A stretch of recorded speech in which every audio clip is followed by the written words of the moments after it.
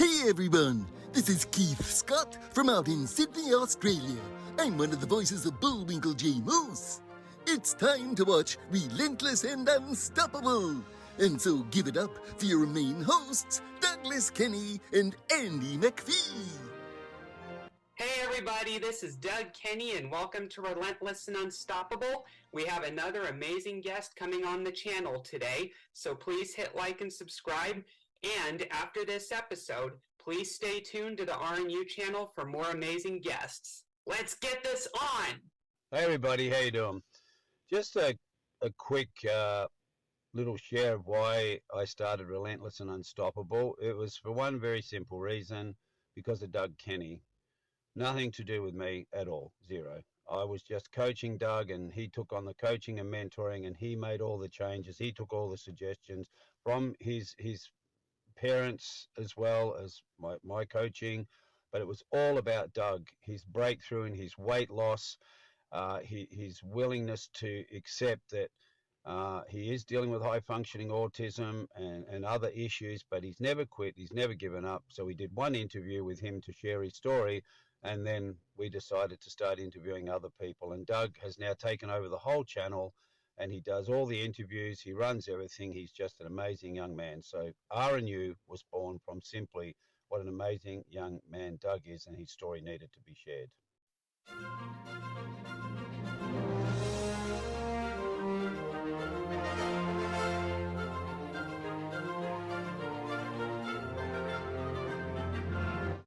Hey everybody, this is Doug Kenny from Relentless and Unstoppable, and today we have Jonathan along with 101 Dalmatians animated movie voice actor David Frankham with us. How you doing?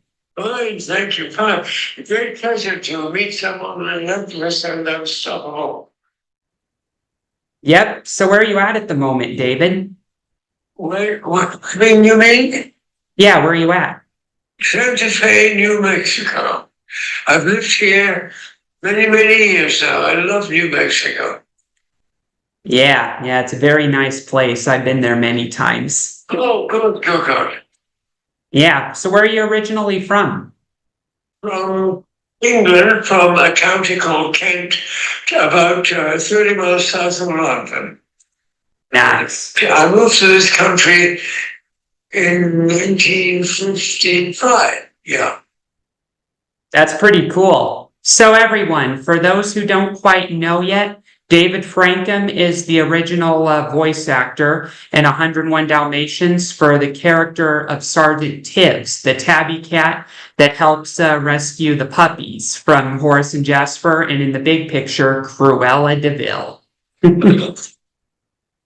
Yeah. So what was your upbringing like, David, before you got into acting? Well, I was destined to be an architectural student. I told my parents when I was 16 I wanted to be an actor, but of course the war was on, World War II, and they both said, well, you don't know anything about it, so we won't support you in that. We think you might have some promise as an architect.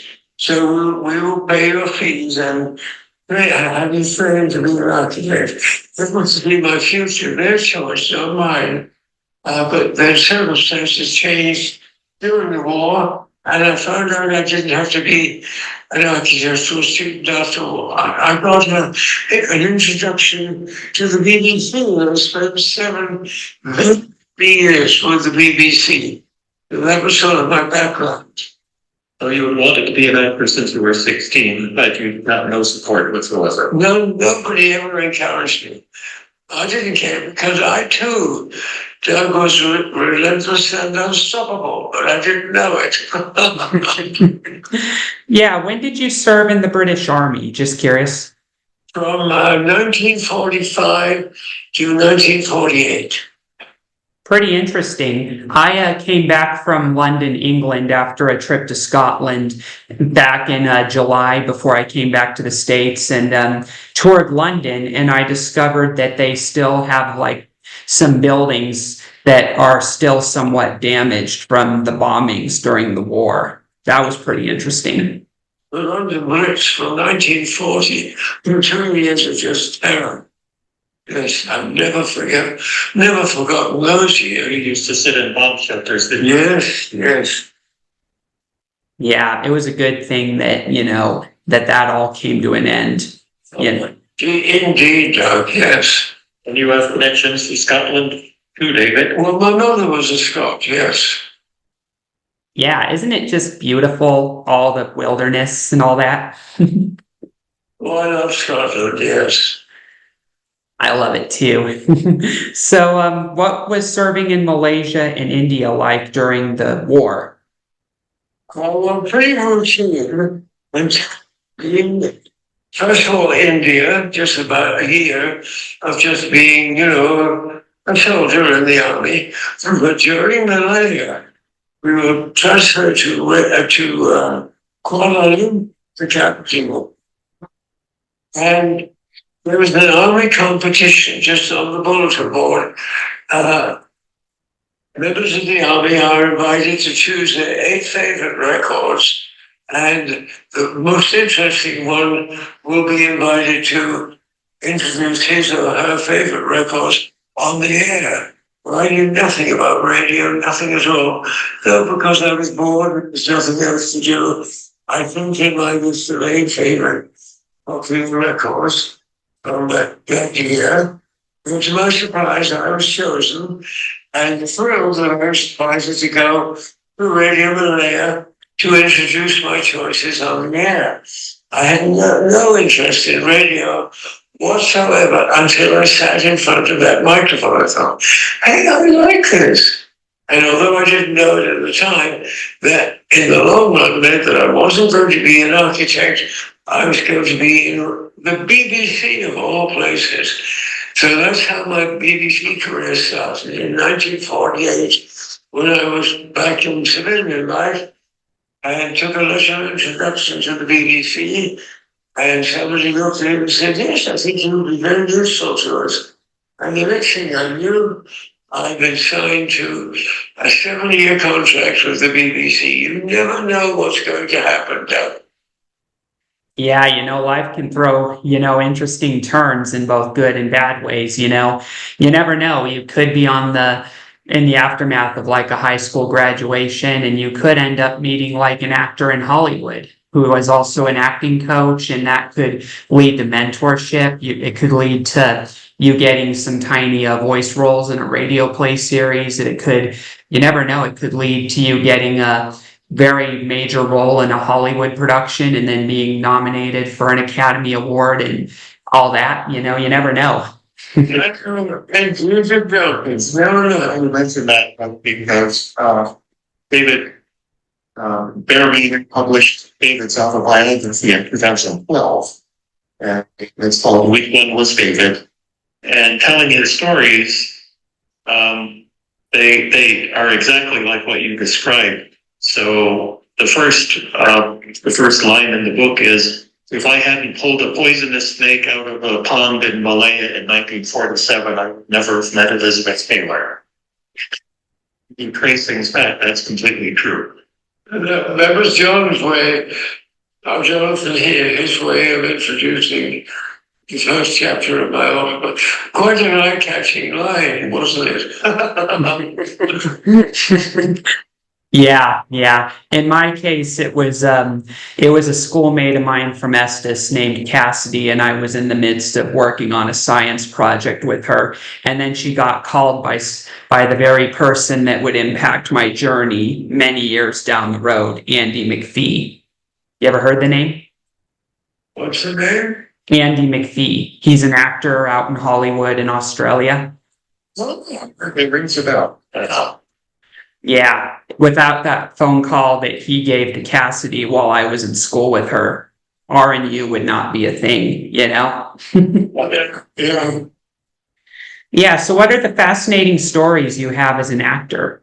Well, of course, my ambition, having achieved it by becoming a member of the Screen Actors Guild and being tasked in one of their missions was, I'm going to meet Walt Disney. Well, I was told Walt Disney cast the voices in all of his movies without meeting the actor. He went entirely by the voice.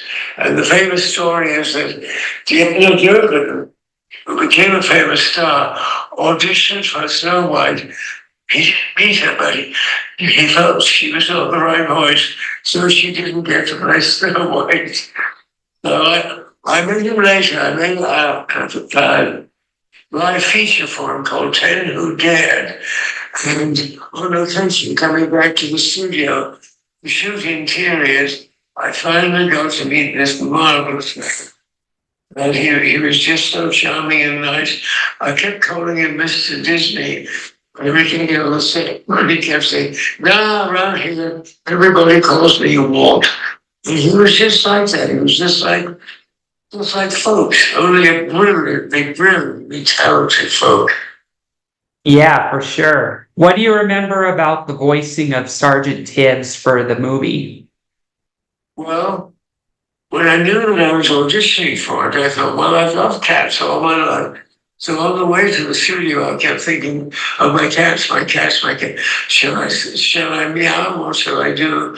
Well, they presented me with a script, explained the story briefly, that I was to rescue a lot of puppies, and just set me Mike. So that itself was very exciting. I thought, even if I don't get this, here I am, in front of a microphone at the Walt Disney Studio, and that's a thrill in itself. Luckily, of course, I only enjoyed that show, but I got the part as well.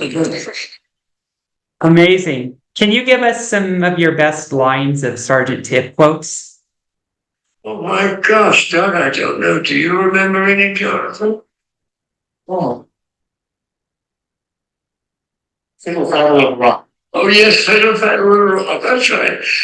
You know, Doug, in 1980, no, I have forgotten most of the dialogue of all my movies, but yeah, Fiddle Faddle Rock, that was it, yes. Everyone does this to you is, yes, sir, making the salute. Oh, yes, that's right, yeah. In fact, because this is a memory, tell them about, they showed you the storyboards and then brought in J. Pat O'Malley and people sketching you. Was that?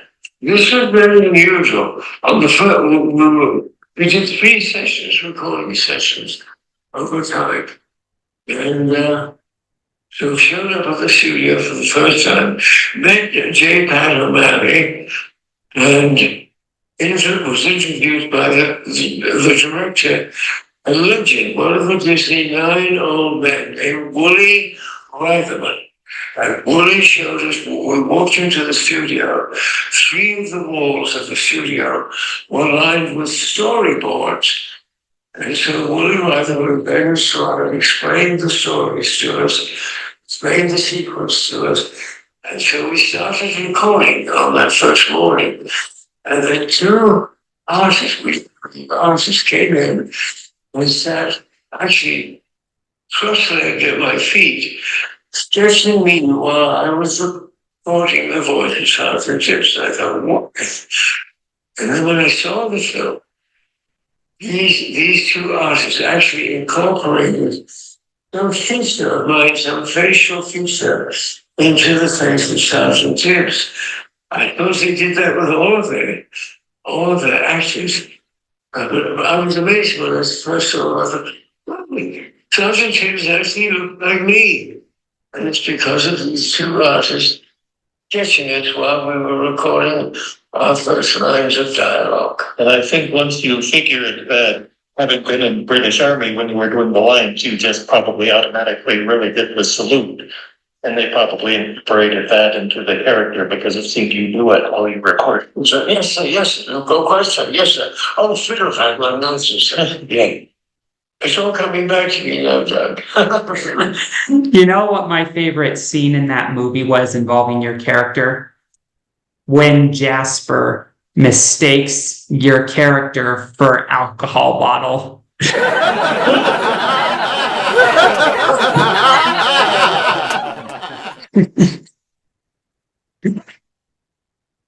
That was funny. And then if I had to pick another one that was funny, I would say it was when Jasper and Horace crash into Cruella's car. And then Jasper finally gets the courage to just tell Cruella to just shut up, you know? Yeah. Have you seen it recently? You have a very good memory of the movie. Oh yeah, yeah. I have I have memory of a lot of movies. I'm honestly quite a movie buff, and that's the result of a lot of research I did as a kid. Whenever I just wanted to know something or just find out about something, I just looked it up on Google, and then over time it just developed into a whole level of knowledge to the point where someone would ask me about a movie, and I would say, "Oh yeah, that actor was also in this movie," and then they'd be like, how do you know that? You know? Gee, that's all we have for Relentless and Unstoppable. So tune into the next episode to hear more amazing stories from amazing guests. This is Keith Scott from Sydney, Australia saying so long, and I'm smarter than the average bear. Gee.